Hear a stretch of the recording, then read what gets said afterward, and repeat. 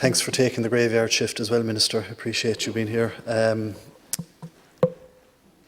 Week after week we come in here and, like, even judging by tonight's schedule of topical issues, we're talking about services on an awful lot of occasions, be it Irish Water related issues like Deputy Moynihan's just alluded to, or in my case, I think the last 3 of my topical issues have been in relation to the HSE in one way or another. And here I am again raising the issue of respite care in Cork, but specifically in relation to students of the new special school in Carrigaline.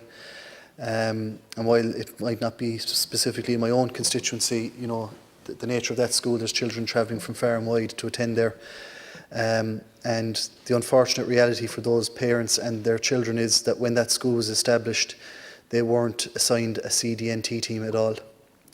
So no access to therapies, no access to anything unless they were accessing them privately. And a knock-on impact to that is they haven't actually been able to access respite care either for many of their children in that period of time. And that school was established nearly a year ago at this stage. And many of these children have different disabilities. Many of them have different challenging behaviour. And unfortunately, the state has completely abandoned them for the last year since that school was established. And yes, the state has a responsibility, but so too does the HSE. You know, a budget of 20-odd billion euros every year, and we're here every week, as I said, decrying and complaining about the lack of services. I had a meeting with Minister Anne Rabbitte maybe 6 months ago at this stage in the Vienna Woods Hotel in Glanmire, where she listened to over 150 families in relation to the lack of services in the disability sector. And the one I suppose point that was repeated over and over again, I suppose many people shared their own personal stories, and to share them in such a fashion, in such a large crowd, you know, nobody should have to go through that, but these people feel that they have to do that because of the issues I've referenced earlier. And again, I just don't see how we're in a situation here where we've got massive investment in special schools in Cork, and we have a second one in the pipeline, as well as a third site being purchased in my own town of Glanmire, and there's an awful lot of good happening in that sector, but they're not being accompanied by services. And for a new special school, as in the case of Carrigaline, to be taken under the patronage of Cork ETB, who do fantastic work and are probably the most efficient board of management body in Cork County, to not have the services accompany that school, I think is a travesty.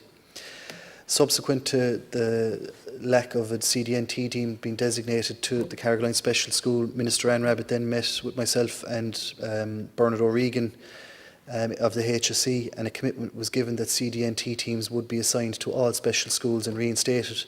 Now that commitment was given, but if you have an update on that, I'd appreciate it. I know it's not specific to respite, but if you did have any information in front of you on that, I'd appreciate it. But I'd like to know, are we at the point where we're advertising those posts? I know that a validation process was undertaken, and I understand that the HSE have done that work, but if you have any information that might shed light on that, I'd appreciate it. And again, it's just going back to the issue of the topical question, which is respite. You know, these are people, as I said, with very challenging behaviour. Parents do need a break, and from what I'm hearing on the ground, you know, if they're getting access to a couple of nights a year, they're doing very well. So I'd appreciate any information that you have in relation to that, Gormargot. Deputy R. Again, to thank Deputy O'Sullivan and to respond on behalf of Minister Rabbitte. And again, just to, you know, he highlighted a very difficult situation there. I think that it's really important that it is resolved around access to therapies and respite. I think this government recognises how important that respite can be in relieving pressure and increasing quality of life for families, and the impact of the absence of respite service provision can have on other services being delivered. It is committed to providing services and supports for people with disabilities which will empower them to live their lives and provide greater independence in accessing the services they choose. Regarding the specific issue of respite provision raised by Deputy, the HSE is aware of the issues related to access for children in Carrigaline Community School. This is a new school established by the NCSE and the Department of Education. Cork Kerry Community Healthcare advise that they are currently engaging with the Children's Disability Network team with respect to scoping the needs of the children enrolled in the school. I understand that my ministerial colleague, Minister Rabbitte, has had recent discussions with Cork Kerry Community Healthcare in relation to access to respite and therapeutic services for children attending the school. There is limited access to children's respite services in Cork at present due to capacity and resource issues. Traditionally, children who attended special schools under the patronage of Section 38-39 organisations had access to respite in those agencies. Cork Kerry Community Healthcare are currently implementing a more equitable regional respite service to children in Cork with the establishment of a regional respite committee. And they have advised the department that all children attending the relevant CDNTs will be able to make an application under the new process.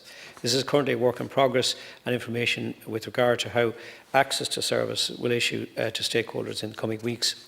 However, Cork Kerry Community Healthcare have advised that respite services are limited with respect to capacity, and access will be based on prioritised needs of the children and families.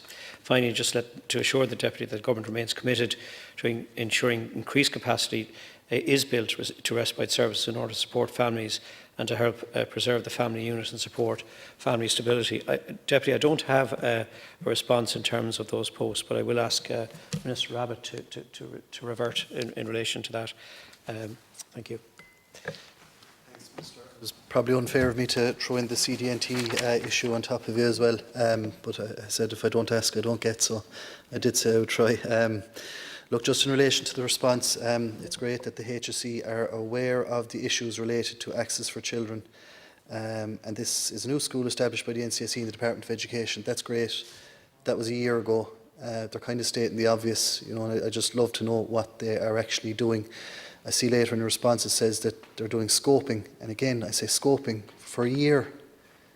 These kids have profound intellectual disabilities.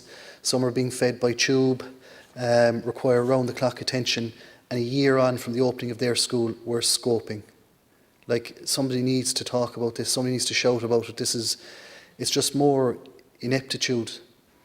And I understand that most of these issues come from employment and recruitment issues. I was given a report last night by the Minister that 36% of all posts in my CHO are still unfilled, 36%. And I asked the question genuinely, and I ask it here again tonight, what are we doing about it? We continue on here, we're talking since 2017 about 1 in 3 and 1 in 4 HSE posts not being filled. And 5 years on, there's still 1 in 3 and 1 in 4 HSE posts not being filled. And when they talk about the lack of capacity in respite services, it's specifically down to that, it's down to recruitment. Because we're being consistently told here week in, week out, money isn't an issue. And I believe the Minister when he says that money isn't an issue. So if it's about recruitment, what are we going to do? Are we going to sit in our hands and hope that the HSE it falls right for them eventually? Because that's clearly proven not to be the case. They're either, you know, they literally have to start thinking outside the box, and whether that means relaxing rules around visas and going outside the EU, whether it means going on road shows right across the globe to find the staff that we need, somebody finally needs to take the bull by the horns and just get on with it. Just in relation to the Regional Respite Committee that you mentioned there and its establishment, and again it seems to be in its infancy, but if you can give me any details in relation to that. And again, you know, due to capacity issues, you did say that children are being given respite on priority needs basis. Can you tell me how many kids or how many children that was in relation to that school, how many hours that have been given out in relation to respite specifically to those children? Thank you. Deputy Minister, please. Well, good. You'll appreciate, Deputy, I don't have those figures to hand, and I will, in a follow-up, ask the Minister to respond with responses to those specific questions that you've asked me. There is a letter attached to this, but it doesn't, from Magella Daly, the Head of Disability Service in Cork Community Healthcare, Cork Kerry Community Healthcare, but it doesn't really speak any more than I've given in the opening address. So you've raised quite a number of supplementary issues with me here as well today, so we will revert back with a response to those. But just in summary, that we are, you know, there is an immediate issue in Carrigaline Community School, and it is causing huge distress to the families affected. We acknowledge the fact that the HSE is committed to supporting the service users affected by this, and Cork and Kerry Community Healthcare are currently implementing a more equitable regional respite service to children in Cork, but recognising as well, as you said, that finances are not the issue. The issue is it would appear to be recruitment. Again, and I do apologise that I can't give a more comprehensive reply to the questions that you've raised on behalf of the families that you're representing here this evening. But I will ask the Minister to come back with specific responses to the questions that you've raised with us. If that's okay. Or Margaret. Very much.